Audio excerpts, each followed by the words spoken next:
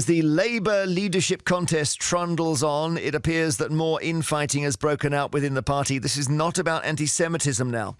All four leadership candidates have signed pledges to promote the rights of trans people. One of the pledges, signed by Rebecca Long-Bailey and Lisa Nandy, is a controversial 12-point plan that I've got here, and it promises to expel any Labour members deemed to be transphobic. Now, you might think that sounds pretty uncontentious, but what exactly the word transphobic means has become the subject of heated debate. For those who wrote the 12-point plan, organisations like Women's Place UK and the Lesbian, Gay and Bisexual Alliance, known as the LGB Alliance, are, I quote, transphobic hate groups because they don't accept, for example, that trans women, people who are born male, are now women and are indistinguishable from biological females. On the other side, many people say it is not transphobic to simply assert the factual biological difference between men and women. They say it is not transphobic to want to keep male-bodied people, however they identify, out of safe spaces like women's hospital wards and prison wings.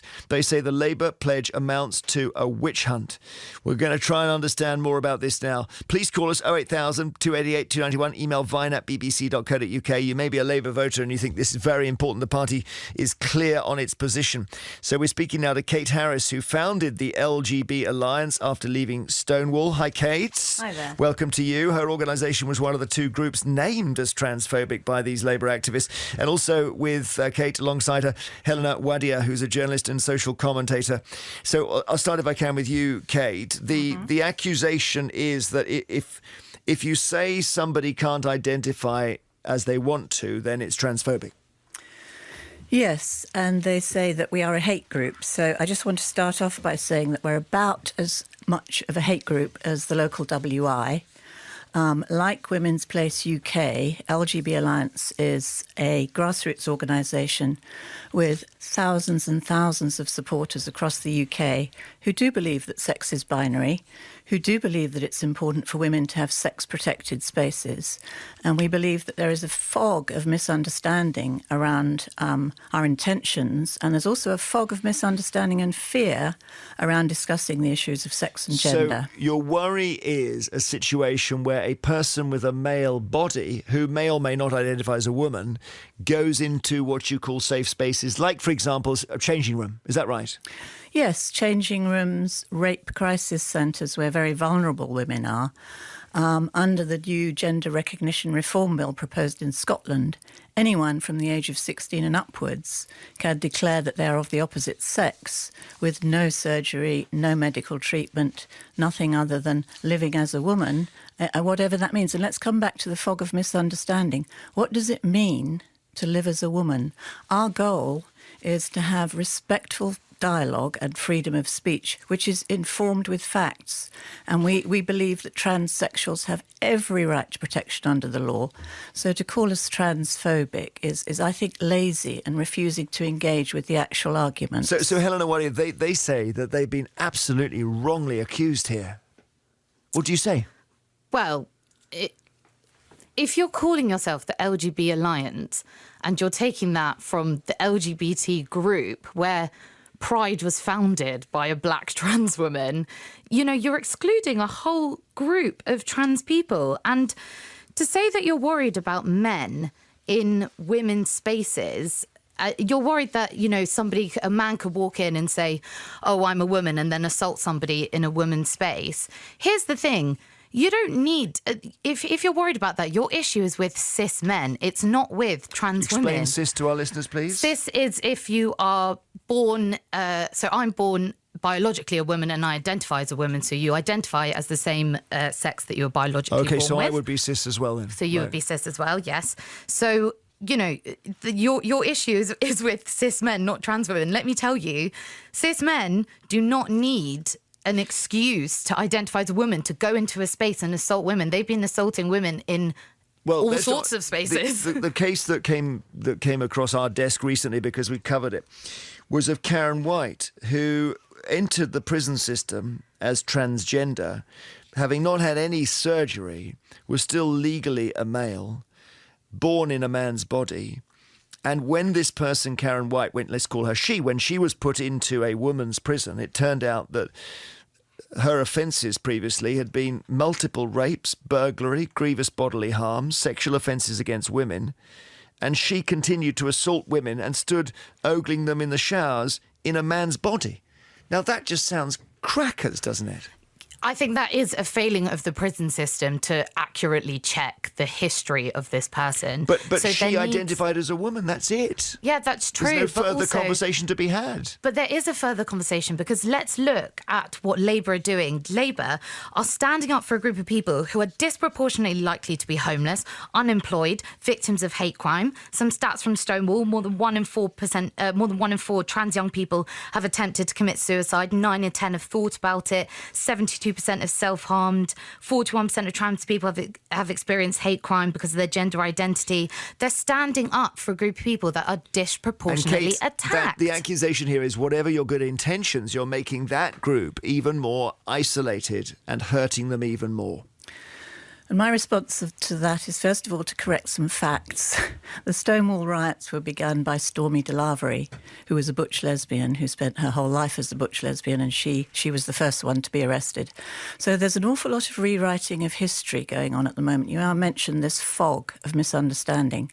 There's a lot of rewriting history as if to say we were always LGBT. We weren't. LGB is same-sex attraction. T is identity.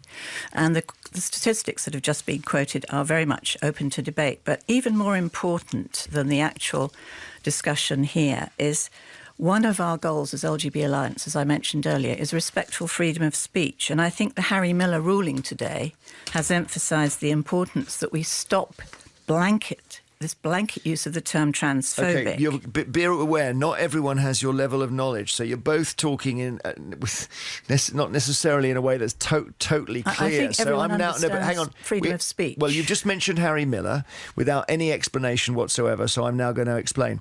He's a former police officer who was contacted by Humberside Police in January last year after a complaint about his tweets. And his tweets essentially were questioning, probably along the lines that you might, Kate, of whether somebody becomes a woman simply by identifying as a woman. And although he wasn't charged, they said they recorded it as a hate crime. He challenged that, and his ability to say that has been upheld. And that's kind of crucial, Helena, isn't it? Because actually, there's nothing wrong with anything Kate is saying. It's just her view. Yeah, that's true. I absolutely believe in freedom of speech. And let me say that as a feminist, my, complete ultimate goal is to protect women. Absolutely. But I believe that trans women are women. They are women. And I think that every single one. Every single one. And I think what we need to do is we need to understand what Labour have done here. People are scared, and the backlash is entirely predictable. People are scared. We're treating trans people like we used to treat gay people in the 60s. The stigma, the fear, the hate, the history. History will look back and shine favourably on Labour as being a political party that stood up for what is right and refusing to let trans lives be put up for debate. I'm not actually here to debate whether trans people have rights or not. I'm here to say that Labour have made a fantastic move, and history will shine favourably on them. We support the rights of transsexual people as they are laid out in the Equality Act, and many trans people support us. However, we don't support an atmosphere where there is only one point of view. I'm sure most of the listeners work in teams when they're doing their jobs, and teams depend on different viewpoints. We want diverse viewpoints about what does it mean to be a woman. To me, being a woman is not a feeling, and our thousands of members and our WP UK shares the same view. It's interesting that the Labour Party has identified two groups which are largely female. We are LGB, but we're lesbian-led because lesbians get the brunt of this. The idea that we should sleep with anyone who identifies as a woman. Well, so part of it is that there's an idea that if a gay woman... A lesbian says to a transgender woman, in other words, somebody in a man's body, but who identifies totally as a female, says to that person, I'm not attracted to you because I'm not really into that. Is that transphobic, Helena? I think it depends situation to situation. I think, in many ways, I actually agree with you that I do think the word transphobia has been dragged out and, as you were sort of saying, attached to everything. Yep. I sort of get that. In a way, I think that we need to go down to more base points. And I think the fact Discussion. is that men cannot define misogyny, white people can't define racism, and cis people can't define transphobia. And yes, I know that I'm cis as well, but I'm standing here as a trans ally, and what I'm trying to say is, why don't we listen to trans people? Well, why don't we like just- Labour are well, saying. that's Why don't true. we listen to them Well, more? we want to listen to all points of view. For example, there was a fight in Hyde Park in London that was in the news 2 years ago, where a group of transgender activists had somehow got into a fist fight with a group of radical feminists. Now, for a lot of us watching that, we're thinking, why are the feelings so strong between these groups? Does that make sense to you, Helena? Well, What makes sense to you? yes, it makes sense to me because what we've seen, this movement is global.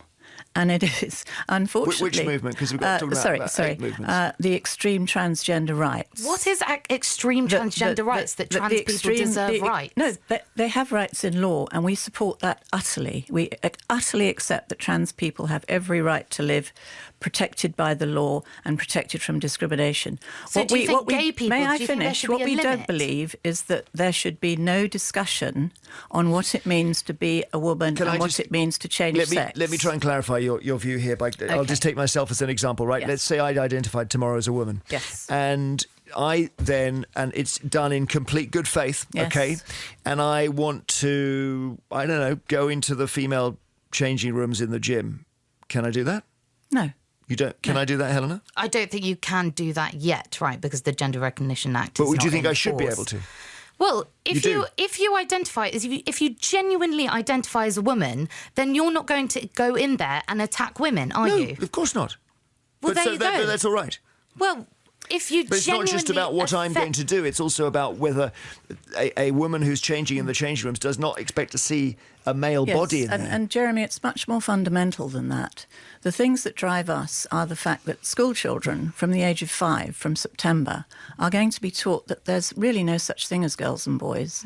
And that if a girl is in any way stepping outside the traditional role, she will be told that she is almost certainly trans. We see this I'm sorry, now. that with is completely we see this false now information. with teenagers, a 3,000% rise in girls going for gender identity services, because girls like me, who are tomboys, who non-conform from traditional stereotypes, are told today that it's much more likely that they're born in the wrong body than that they All right, we have to may leave it be there. gay or lesbian. Thank you both very much indeed. Kate Harris, who founded the LGB Alliance, and Helena Wadia, journalist and social commentator, talking about what is spiralling around really the Labour leadership contest, this idea of what you can do to people who are transphobic. Stand up, sing for the future, change the world, don't change yourself.